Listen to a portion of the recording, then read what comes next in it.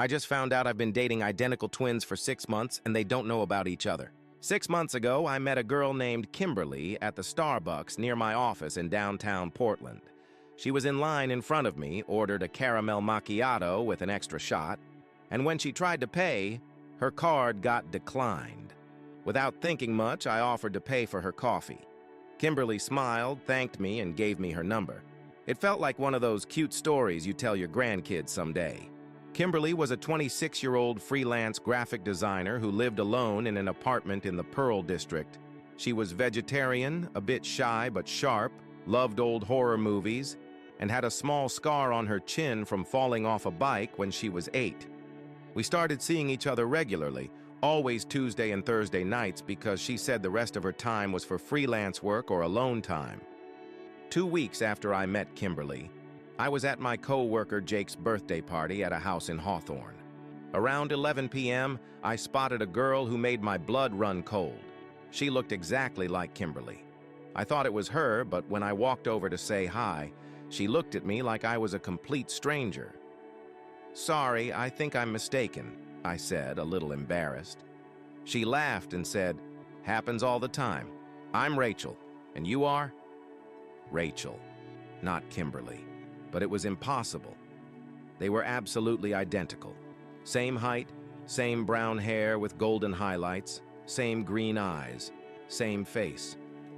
The only difference I noticed was that Rachel seemed more outgoing, more confident.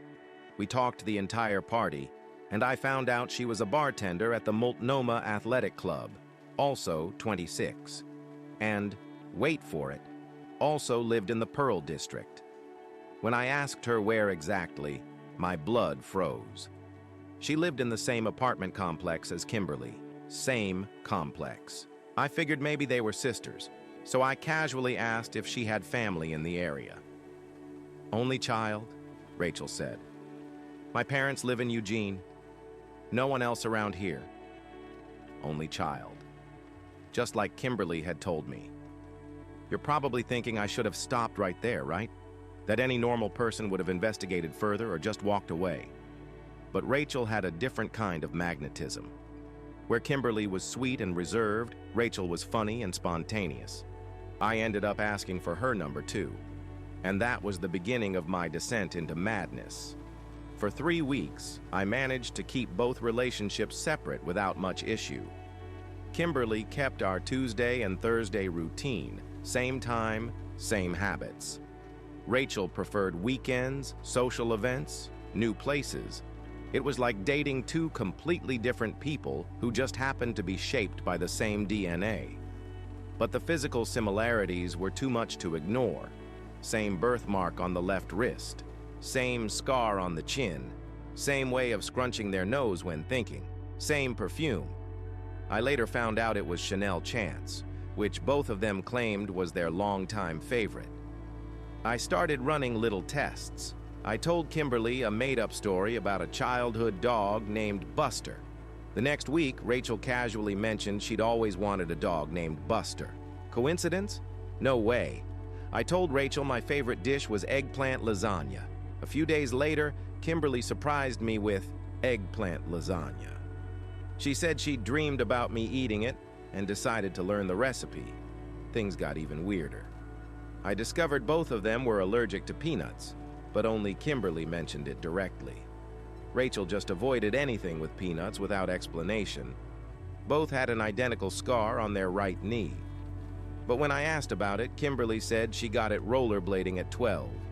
Rachel said skateboarding at 15. Different stories, same scar. Most disturbing of all, they had the same tattoo, a small crescent moon behind their left ear. When I asked the meaning, Kimberly said it symbolized new beginnings, and she got it at 21. Rachel said it meant changing cycles, and she got it at 23. Same tattoo, different stories. You're probably wondering how I managed to keep this going without them finding out. The truth is, they seem to live completely compartmentalized lives. Kimberly never mentioned a social life, always said she preferred quiet nights at home. Rachel never talked about design work, only about bartending and nightlife. It was like they were two halves of one whole, each living only one portion of a full life. Around the 4th month, the paranoia kicked in. I installed a location tracker on my own phone to map out where I was when meeting each one. I noticed Kimberly always appeared in quiet places: cafes, bookstores, parks. Rachel showed up at bars, parties, events. Not once did they appear in the same kind of environment. Even stranger, I was never able to contact one when I was with the other. If I was with Kimberly and tried calling Rachel, it went straight to voicemail. If I was with Rachel and messaged Kimberly, she wouldn't reply for hours, always with some excuse about being busy with work. I started digging deeper. I looked up Kimberly on social media and found a moderately active profile, but all the photos were solo or with unfamiliar people. No large group shots, no tagged friends.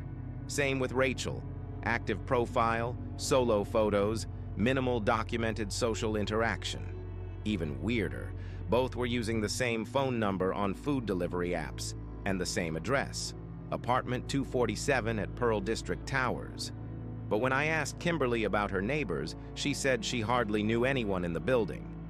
Rachel said the same thing. By the 5th month, I decided to do something more radical. I scheduled a Saturday night date with Kimberly, a time she normally said she wasn't available. She agreed, but seemed nervous. That same day, I told Rachel I had a family emergency and had to cancel our weekend plans. She was very understanding. Kimberly showed up for the date, but she was different. More relaxed, more talkative, cracking jokes in a way that felt more like Rachel. When I asked if she was okay, she said she was trying to be more herself. 2 weeks later, I flipped the plan. I canceled on Kimberly on a Tuesday night and scheduled something casual with Rachel. Rachel showed up, but was strangely quiet, more introverted, ordered tea instead of her usual beer. When I commented on it, she said she was going through a more reflective phase. That's when I started to suspect this wasn't two people. Maybe it was one person with dissociative identity disorder, or maybe something even more complex that I couldn't understand. I decided to check out the apartment. One cold December night, I convinced Kimberly to let me come up just to grab a jacket. The apartment was tidy and small, but something felt off. 2 toothbrushes in the bathroom. She said one was a backup. 2 identical keys on the kitchen table. A closet full of clothes that matched both Kimberly and Rachel, but arranged in an odd way, like 2 styles blended together. In the fridge, I found 2 identical planners with different schedules.